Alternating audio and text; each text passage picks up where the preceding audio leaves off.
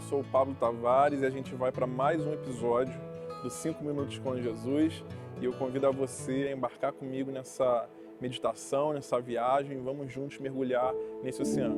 Bem, a passagem que eu escolhi hoje para falar com vocês é uma passagem que também fala muito comigo e tenho certeza que você, se você é cristão, se você está vendo esse vídeo que é cristão, já deve ter lido. Se você não é, uma passagem muito legal, eu queria que você prestasse atenção, que está lá em Lucas 5 e acho que você pode se identificar com ela, que diz assim: certo dia Jesus estava perto do lago de Genezaré e uma multidão o comprimia de todos os lados para ouvir a palavra de Deus.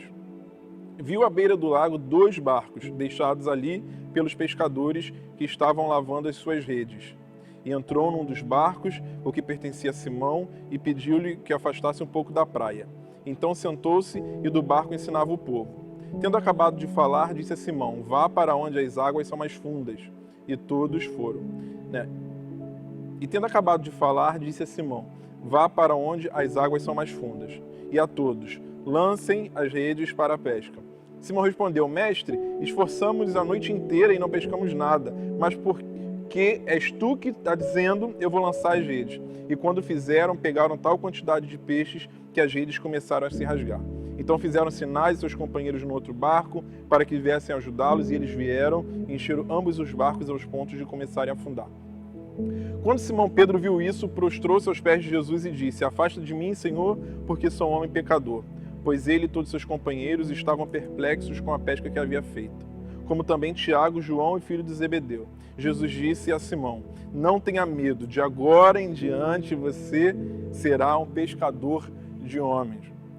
Pode até parecer que é uma passagem bem grande, né? E realmente é, porque tem muitos detalhes, mas eu queria, de forma bem rápida, refletir com você essa passagem. Primeiro, que eu acho incrível, porque tem diversas coisas ali nas entrelinhas que a gente pode refletir.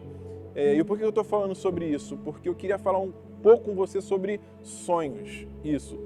Jesus é o Deus que tem sonhos para cada um de nós, como ele tinha com Pedro, ele tem sonhos para mim, ele tem sonhos para você. Vamos fazer essa conexão juntos, então?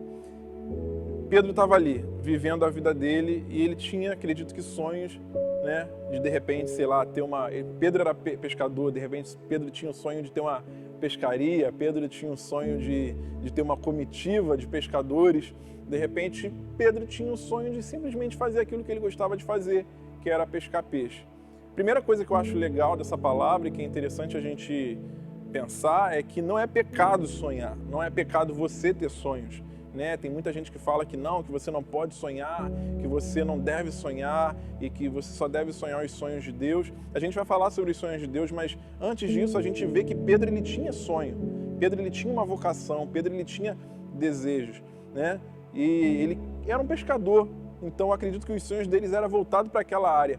Mas o mais interessante disso tudo é que quando Jesus entra no barco de Pedro, as coisas começam a mudar. O que eu estou querendo dizer sobre isso? É que você deve sonhar, você pode sonhar, mas eu convido a você a convidar esse Jesus a entrar no seu barco também, porque quando ele entra no seu barco, ele pega os seus sonhos e ele faz dos seus sonhos muito além daquilo que você imagina. De repente você tem o sonho de ser, sei lá, um advogado, de repente você tem o sonho de conhecer, a gente estava conversando hoje com uma amiga, de conhecer, sei lá, um outro país e fazer uma missão em outro país. Você sonha até a página 2 e Deus tem para você até a página 5, a página 10, a página 20, porque o que faz a diferença na vida da gente é quando a gente convida Ele para Ele sonhar junto com a gente. E aí, essa é a mensagem que eu quero deixar para você. Qual o sonho que você tem no seu coração? Qual sonho pulsa no seu coração? Eu quero te convidar a não desistir desse sonho, mas principalmente, deixa ele entrar no seu barco. Deixa Jesus entrar no seu barco e você vai ver que até em noites que você não conseguia fazer nada, em onde você não conseguia pescar nada, porque a gente às vezes fica assim achando que o nosso sonho não vai mais acontecer, quando Jesus entra no nosso barco, ele faz para mostrar que é ele que está fazendo através de nós. Então é isso daí. Se tem algum sonhador do outro lado da tela, eu convido a você, deixa ele entrar no seu barco. E você vai ver que você vai sonhar muito mais. E eu espero que realizar também os sonhos de Deus na sua vida. Que Deus abençoe você. Até um outro capítulo e a gente se vê. Valeu!